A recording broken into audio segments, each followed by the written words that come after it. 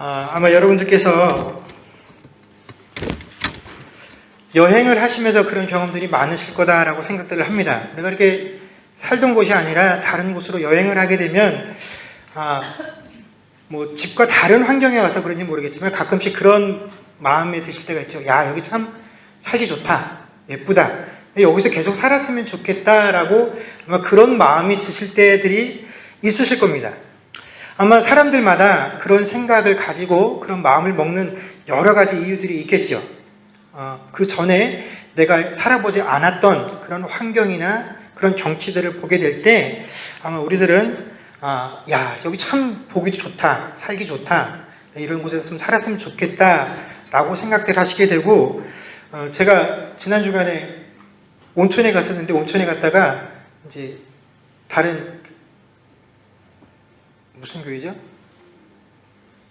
그 서리에 있는 교회 이제 그 어르신들을 이렇게 뵙게 됐는데 그분들이 나이가 거의 80이 다 되셨는데 이민 오신 지 몇 년 안 되셨더라고요.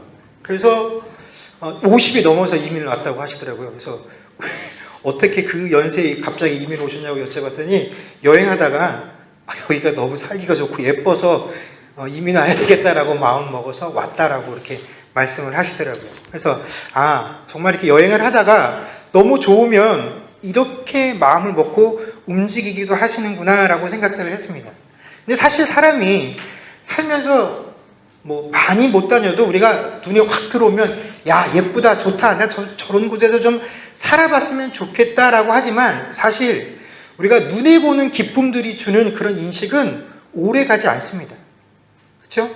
눈에 아무리 예뻐 보이고 또 아무리 공기가 맑은 것 같아도 우리가 그 아름다운 경치만 보면서 맑은 공기만 보면서 평생 내가 여기서 살 수 있다라고 할 수는 없다라는 겁니다.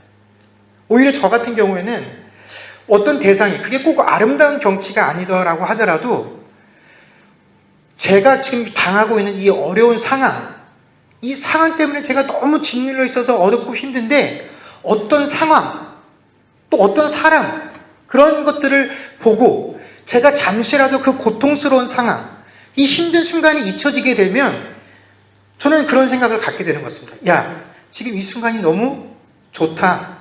내가 여기 계속 머물러 있어도 좋겠다. 이 사람들하고 같이 있었으면 좋겠다. 오히려 저는 그런 생각을 더 많이 하게 되는 것 같습니다. 그러다 보니까 우리가 세상을 살면서 지금 내가 살고 있는 이 순간, 내가 지금 살고 있는 이 공간, 이 시간, 이것들을 가리켜서 야, 여기가 참 좋다. 지금 이 순간이 너무 좋다. 그러니 내가 평생 여기서 살았으면 좋겠다라고 고백하는 사람이 많지 않은 것이 우리의 현실이다라는 것입니다. 왜냐하면 내가 내 주변과 내 상황들과 내 처지를 돌이켜보게 되면 야, 지금 너무 좋다라고 생각하기보다는 야, 이 상황에서 좀 벗어났으면 좋겠다. 뭔가 이것 말고 좀 더 좋은 것이 나에게 왔으면 좋겠다라고 생각하기 때문에 우리는 지금 이 순간, 이 상황 속에서 결코 만족하거나 좋다라고 고백하기가 힘들다라는 것이죠. 제가 여러분에게 두 사람을 소개하려고 합니다. 이 두 사람을 보시고 나는 과연 이 두 가지 유형 중에 어느 유형에 한번 속하는지 한번 생각들을 해보았으면 좋겠습니다. 첫 번째 사람은 다윗입니다. 우리가 잘 아는 것처럼 다윗은 이새의 아들, 그 8명의 형제들 가운데 막내였죠. 하루는 선지자 사무엘이 그 이새에게 오늘 밤에 내가 너희 집에 가서 너희들 식구들과 함께 밥을 먹을 테니 너희 아들들을 그 저녁 식사에 다 참석하도록 해라 라고 요구를 합니다. 그래서 이새가 아들들을 그 저녁 식사에 다 불러 모으죠. 사무엘이 왜 이새의 집에 가서 함께 저녁을 먹었습니까? 하나님께서 그 이새의 아들 중에 한 명을 이스라엘의 다음 때 왕으로 세울 그 일을 맡기시고 사무엘로 하여금 그것을 확인하게 하시기 위해서 그곳에 보내신 것이죠. 사무엘이 그 일을 하기 위해서 이새의 집을 방문하고, 근데 누군지 몰랐기 때문에 너희 아들들 한 명도 빼놓지 말고 이 저녁에 다 참석시켜라 라고 이야기를 했습니다. 그래서 함께 저녁을 먹으면서 사무엘이 그 한 명 한 명들을 봅니다. 그러면서 하나님께 기도하죠. 하나님, 이자입니까? 아니다. 이자입니까? 아니다. 이렇게 7명이 다 지나갔는데도 하나님 다 아니라고 하는 겁니다. 그때서야 사무엘이 뭐가 잘못됐다라는 생각을 하고 이새에게 묻죠. 야, 여기 있는 아이들이 다 네 아들 다 온 게 맞냐? 라고 물었더니 그때 이새가 뭐라고 대답을 합니까? 한 명이 더 있습니다. 근데 걔는 막내라서 지금 여기 올 만한 군번이 아닙니다. 그래서 그 아이가 지금 뭐라고 했냐면 양떼를 치고 있습니다 라고 이야기를 했다라는 것입니다. 자, 다윗이 해야 할 일이 그 양떼를 치는 일이 너무나 중요한 일이어서 그 선견자와 함께 식사를 하고 그의 이야기를 듣는 것보다 더 가치가 있는 일이었기 때문에 다윗을 그곳에 보내서 양을 치도록 한 것입니까? 아니죠. 다윗이 아니고서는 이 중요한 일을 할 수 없기 때문에 꼭 다윗이 그 일을 해야 되겠다 해서 그 아버지 이새가 다윗으로 하여금 그곳에 가서 양을 치도록 한 것입니까? 아니죠. 왜 그랬습니까? 아버지 생각에도 이 어린 막내에게 아무것도 기대할 것이 없었기 때문에 그렇다라는 것입니다.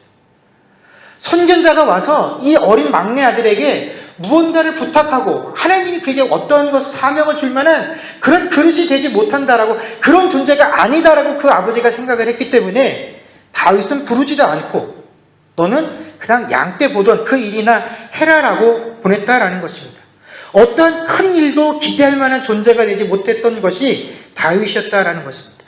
자, 나중에 이스라엘의 선지자가 와서 자기 집에서 다시 자기를 제외한 모든 형제들과 함께 식사를 하고 있었다라는 사실을 나중에 이 막내 다윗이 알았을 때 기분이 어땠을까요?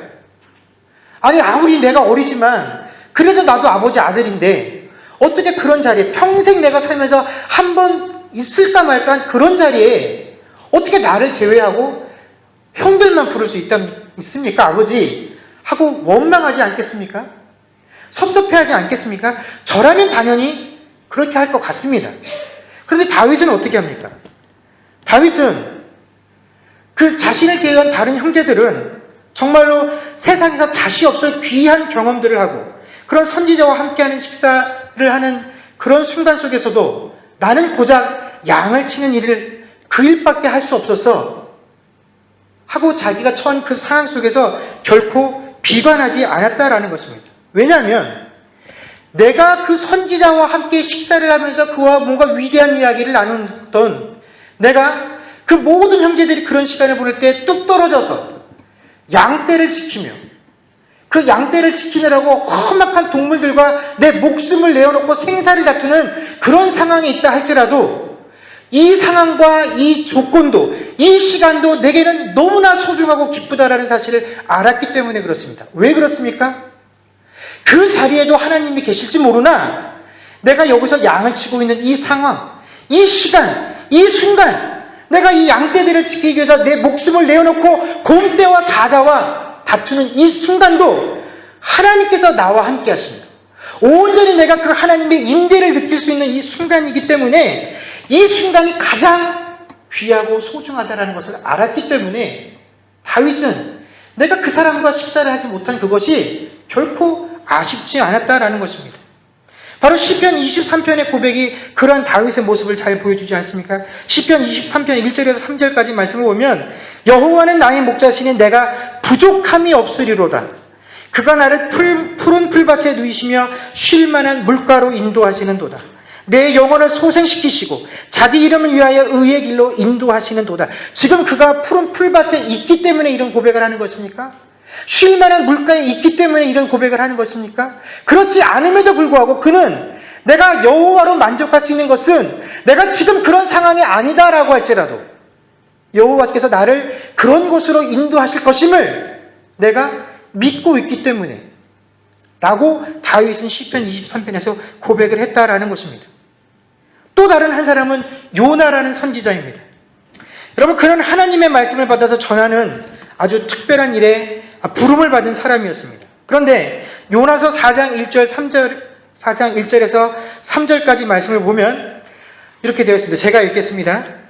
요나가 매우 싫어하고 성내며 여호와께 기도하여 이르되 여호와여 내가 고국에 있을 때 이러하겠다고 말씀하지 아니하였나이까.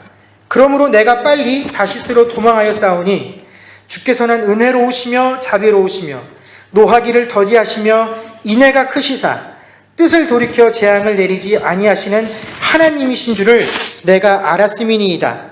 여호와여 원하건대 이제 내 생명을 거두어 가소서. 사는 것보다 죽는 것이 내게 나음이니이다 하니라고 고백이 되어 있습니다.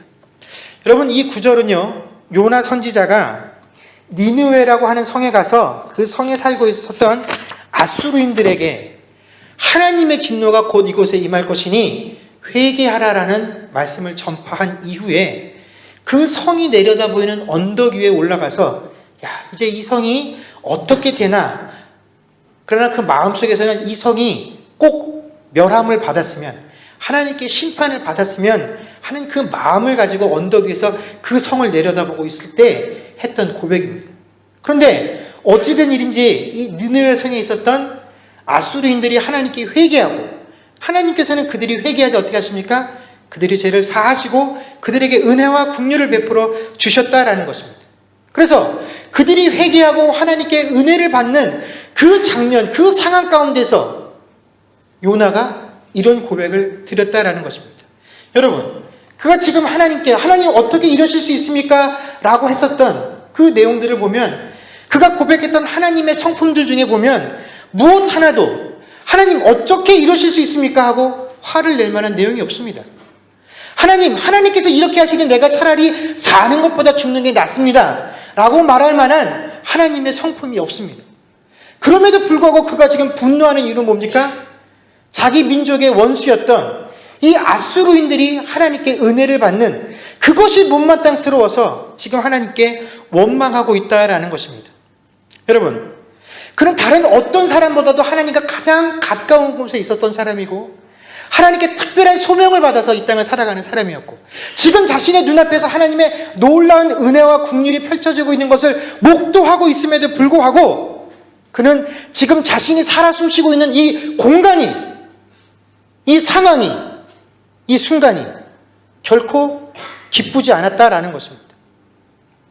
여러분, 한 사람은 모든 사람들이 업수히 여기고 있는 그 일을 감당하고 있음에도 불구하고 하나님께서 매 순간 나와 함께 계시니 내가 무슨 일을 하고 있는지와 상관없이 나는 항상 기쁘고 즐겁다라고 고백하는 인생을 살았는가 하면, 다른 한 사람은 하나님께 특별한 일로 부름을 받아서 그 일을 감당하고, 다른 사람은 평생에 한 번도 경험할까 못할까 하는 그런 은혜스러운 광경들을 목도하고 있음에도 불구하고 그 순간에 결코 하나님으로 인해서 기뻐하지 못하는 그런 삶을 살고 있었다라는 것입니다.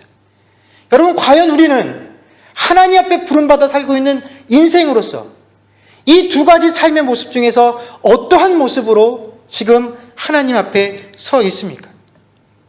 여러분, 오늘 본문에서 베드로 사도가 말한 대로 여기 있는 것이 조사오니라고 하는 이 고백은요, 이 땅에서 결코 만만하지 않은 삶을 살고 있는 우리들에게 참으로 큰 도전이 되어지는 고백입니다. 여러분, 한번 곰곰이 생각들 해보십시오. 제가 찬양을 하면서도 우리가 잠깐 이 기도 제목으로 놓고 기도를 했지만, 우리가 한번 눈을 감고 곰곰이 생각해보면 내가 언제쯤 하나님 앞에서 하나님, 내 상황과 내 조건과 상관없이, 내게 주어진 것들과 상관없이 하나님, 내가 이 순간이 가장 좋사오니, 주님께서 나와 함께하는 이 순간이 가장 좋사오니라고 하나님께 고백하며 신앙생활을 했었던 그 순간이 언제쯤이었는지 한번 돌이켜 보십시오. 아마 언제쯤이었는지 너무나 까마득해서 기억도 제대로 나지 않을 것입니다. 그래, 그때 내가 하나님 앞에 그런 고백을 드리고 있었었지 라는 기억이 어쩌면 없을지도 모르겠습니다. 그렇다면 오늘 이 베드로 사도가 우리에게 드리는 이 고백은 하나님께 부름받아 살고 있는 우리들에게 너희가 과연 어떻게 살고 있느냐라고 하는 큰 도전이 되어질 수밖에 없다라는 것입니다. 그런데 참 흥미로운 것은 뭐냐면, 베드로 사도조차도 예수님과 함께 지냈던 그 긴 시간 동안 한 번도 이런 고백을 드린 적이 없었다라는 것입니다. 오늘 지금 당하고 있는 이 상황보다 더 은혜로운 상황 속에서도, 더 뜻깊은 순간 속에서도 다른 제자들조차도 한 번도 하나님 앞에서, 주님 앞에서 이런 고백을 드린 적이 없었다라는 것입니다. 그렇다면 도대체 지금 이 순간이 어떤 특별함이 있기 때문에 베드로 사도가 예수님 앞에서 이런 고백들을 드릴 수 있었을까요? 또 이렇게 주님 앞에서 고백하면서 내가 예수님과 모세와 엘리야를 위해서 초막을 짓겠다라는 고백을 할 수 있었을까요? 아마 예수님께서 변화하시는 그 모습을 보면서 아마 큰 감동을 받고 이런 고백을 했는지도 모르겠습니다. 그러나 여기에는 단순히 그 상황 속에서 그가 느낀 감동을 고백한 것이 아니라 다분히 인간적인 베드로의 의도들이 섞여 있는 고백이었다라는 것입니다. 여러분, 먼저 예수님을 위해서 초막을 짓겠다라는 이 베드로의 말은 절대로 예수님을 죽도록 내버려 두지 않겠다라는 그의 의지의 표현인 것입니다. 여러분, 모세와 엘리야에게는 여러 가지 공통점이 있는데 그 중에 한 가지가 뭐냐면 이 두 사람이 모두 죽었다라는 사실을 확인할 수 없다라는 것입니다. 우리가 잘 아는 바와 같이 11개의 2장에 보면 엘리야가 그 마지막 모습이 어떻습니까? 제자였던 엘리사가 보는 앞에서 회오리 바람을 타고 하늘나라로 올라갔다라고 되어 있습니다.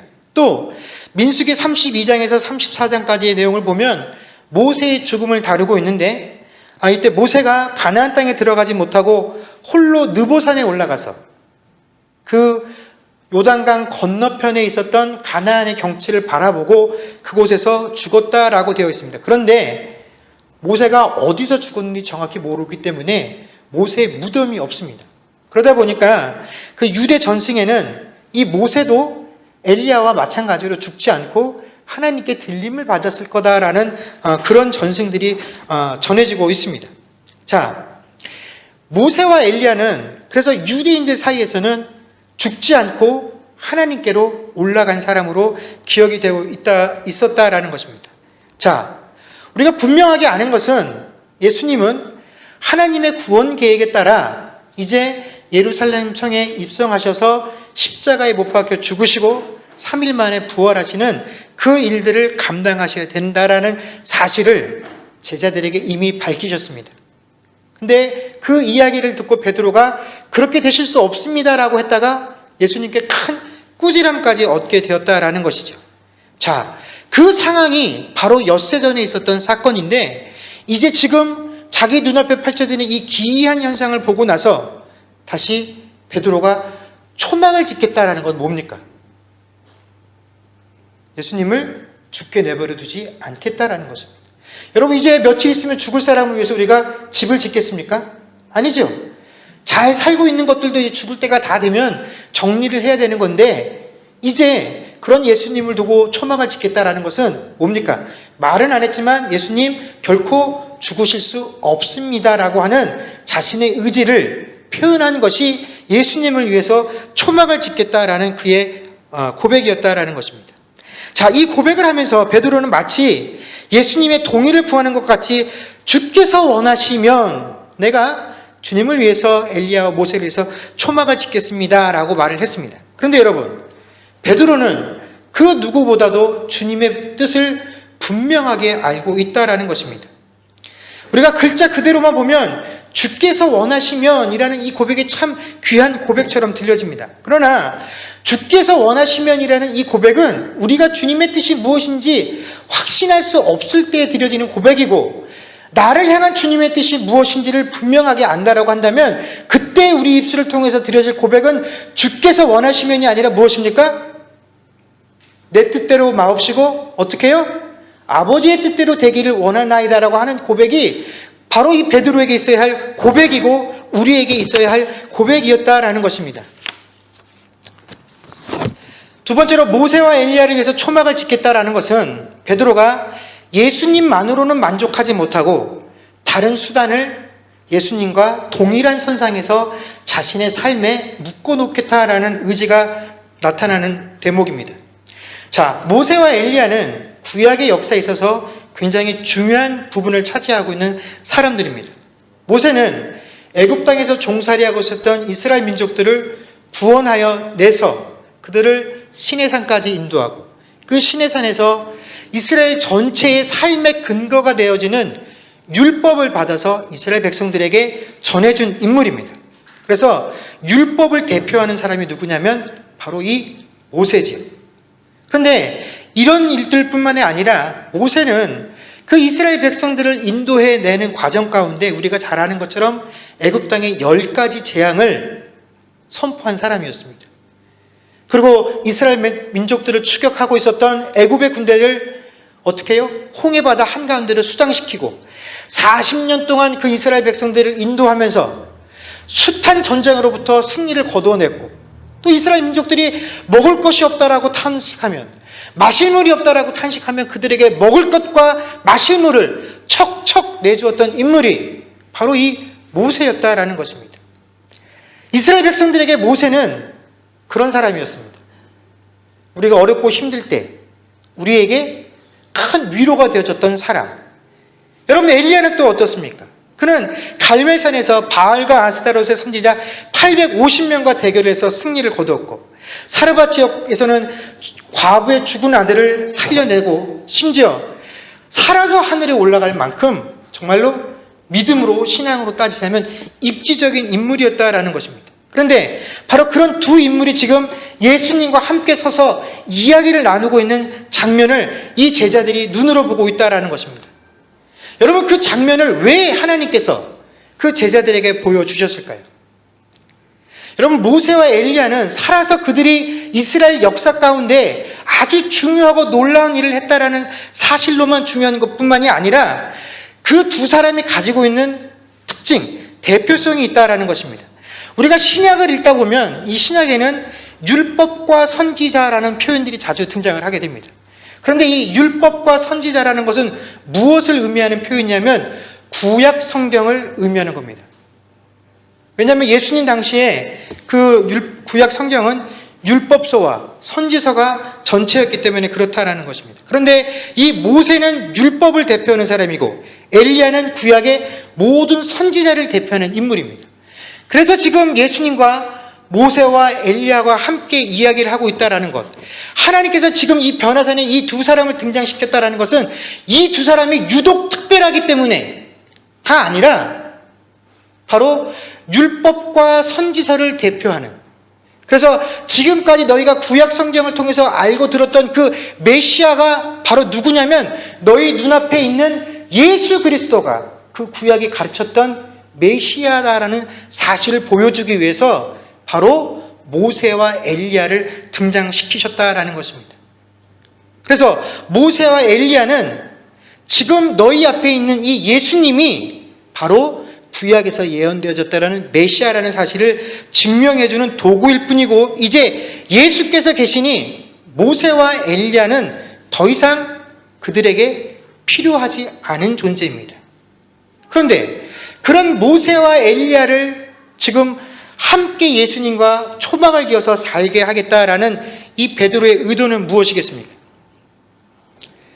우리의 죄를 위해서 죽으시겠다라고 말씀하시는 예수님도 필요하지만 우리가 이미 숱하게 우리 조상들을 통해서 들었던 그런 능력을 보여주었던, 우리의 원수들로부터 우리를 구원해 주었던, 먹을 것이 없고 마실 것이 없다라고 말할 때 하나님께 기도해서 그 먹을 것과 마실 것을 우리 삶에 공급해 주었던 그 모세와 엘리야의 능력도 여전히 우리의 삶 가운데 필요하다라고 느꼈기 때문에 그렇다라는 것입니다.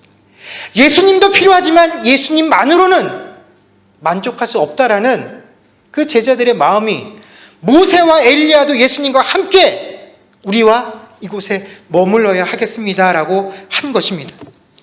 우리가 지금 시대로 말하자면 주님도 좋지만 돈과 명예와 건강도 나에게 함께 있으면 더 좋은 것 아니겠습니까? 라고 신앙생활하는 것과 마찬가지다라는 것입니다. 그러다 보니까 우리는 우리의 삶 가운데서 끊임없이 이 모세와 엘리야와 같은 존재들을 우리의 삶에 만들어 놓고 그것들을 내 평생에 나와 함께 묶어두고자 하는 그런 욕구들을, 그런 욕망들을, 유혹들을 우리의 삶에서 떨쳐내기가 어렵다라는 것입니다. 여러분, 사실 우리가 모세와 엘리야와 같은 존재들을 신앙인인 우리의 삶에 만들어 놓는다라고 한다면 그게 무슨 큰 잘못이라 할 수 있겠습니까?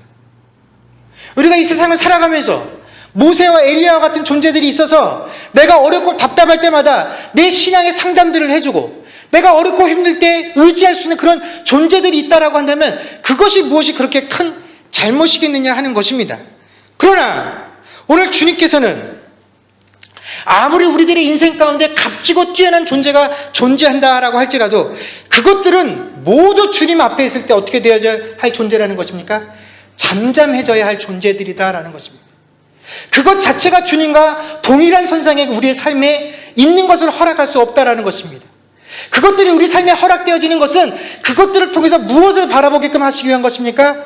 오직 예수 그리스도 한 분을 바라보시기 위한 도구일 뿐이지, 예수께서 나타나시면 모든 것이 다 사라져야 할 존재들이다라는 것입니다. 여러분, 건강이요? 있으면 좋지요. 그러나 그 건강이 예수를 앞질러 갈 수 없습니다. 여러분, 자식 중요하지요? 신경 쓰이지요? 그러나 그 자식 결코 주님보다 앞서갈 수 없습니다. 여러분, 명예요? 물질이요? 있어야죠. 그것이 없으면 세상에서 너무 없이 살면 손가락질 받고 사람 대접 못 받으니까요. 그러나 그 어떤 것도 예수보다 앞설 수 없다라는 것입니다. 그것이 있으십니까? 그것을 통해 예수를 바라보라고 주님께서 주신 것입니다. 그 어떤 것도 예수님과 똑같이 평생에 내가 붙잡아 놓고, 이 돈 내가 평생 붙잡아 놓고 살아야지, 이 명예 내가 평생 붙잡아 놓고 살아야지, 내 자신 내가 평생 붙잡아 놓고 살아야지, 이거 안 된다라는 것입니다. 그래서 그들이 그런 마음을 가지고 주님 앞에 고백했을 때 하늘로부터 어떤 목소리가 들렸습니까? 5절 말씀 맨 끝에 보면 너희는 그의 말을 들으라 라고 하늘로부터 음성이 들렸다라는 것입니다. 여러분, 우리는 이 하나님의 명령에 귀 기울여야 합니다. 우리는 마땅히 이 하나님의 음성을 듣고, 이 음성이 오늘날 내게 주어지는 하나님의 음성인 것을 알고, 제자들이 그 음성을 듣고 두려워했던 것과 같이 이 말씀 앞에 두려움을 느껴야 합니다. 그들이 이 음성을 듣고 두려운 마음에 엎드려졌다가 다시 눈을 들었을 때 그들의 눈에는 무엇만이 보였습니까? 8절 말씀에 보면 제자들이 눈을 들어보고 보매 오직 예수 외에는 아무도 보이지 아니하더라. 아멘. 바로 이것이 하나님께서 우리에게 원하시는 삶의 모습이다라는 것입니다.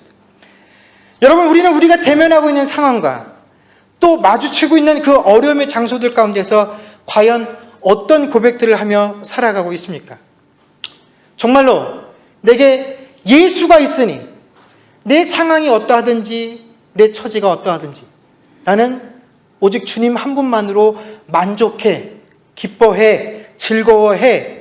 주님께서 나와 동행하시니 지금 이 순간이 가장 기쁘고 좋은 날이요, 또 지나간 날도 그랬고 앞으로 나에게 닥쳐올 날도 그럴 수밖에 없어라는 그런 고백들을 하고 있습니까? 우리는 주님을 내 뜻대로 할 수 있을 때라야, 주님 내가 당신을 위해서 초막을 짓겠습니다라고 그 초막 짓는 것을 허락해 주어야 그때서야 비로소 여기가 좁사오니라고 고백을 합니다.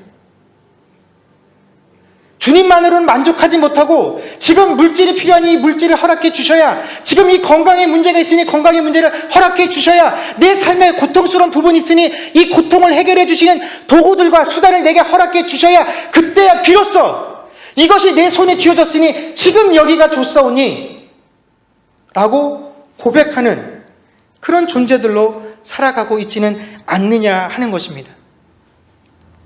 여러분, 그러나 하나님께서 내게 주신 것 같아서, 이것으로 인해서 내가 이 어려움을 모면한 것 같아서 그 존재의 가치가 우리 삶에 정말 이 모세와 같이, 엘리야와 같이 아무리 귀하고 귀한 존재로 여겨진다 할지라도 여러분, 그 존재들을 결코 우리들의 삶에 묶어두려고 해서는 안 됩니다. 오늘날 우리에게 하나님께서 허락하셨던 그 명예, 그 물질, 그 건강, 하나님께서 또 다른 필요한 자들을 위해서 하나님께서 옮겨가실 것입니다. 지금 내가 그것으로 이 순간을 살아가고 있으면 그것으로 우리는 만족하는 것입니다. 그 상황이 부족해도 이 순간 주님께서 나와 함께 계시니 나는 그 하나님으로 만족할 수 있음, 그것을 누릴 수 있으면 내게 있는 모든 것들이 다 넉넉한 것임을 우리가 고백할 수 있어야 한다는 것입니다. 그러기 위해서는 우리는 오직 그분의 음성을 들을 수 있는 자들이 되어야 합니다. 모세의 이야기를 들을 필요가 없습니다. 엘리야의 이야기를 들을 필요가 없습니다. 바울의 이야기를 들을 필요가 없습니다. 오직 하나님 그분의 음성을 듣는 자세가 우리들에게 필요하다라는 것입니다. 여러분, 어떤 상황 속에서도 오직 주님의 말씀만을 들으며 그 주님의 뜻과 말씀만이 우리의 안목에 들어올 수 있는 그런 삶을 사실 수 있는 저와 여러분들이 되어질 수 있기를, 우리가 그렇게 살 수 있을 때 우리에게 주어진 상황과 형편이 아무리 고달프고 어렵다 할지라도 우리가 세상의 목소리에 흔들리지 않고 주님의 음성 붙들고 나아가고 승리하는 삶을 살 줄로 믿습니다. 기도하겠습니다.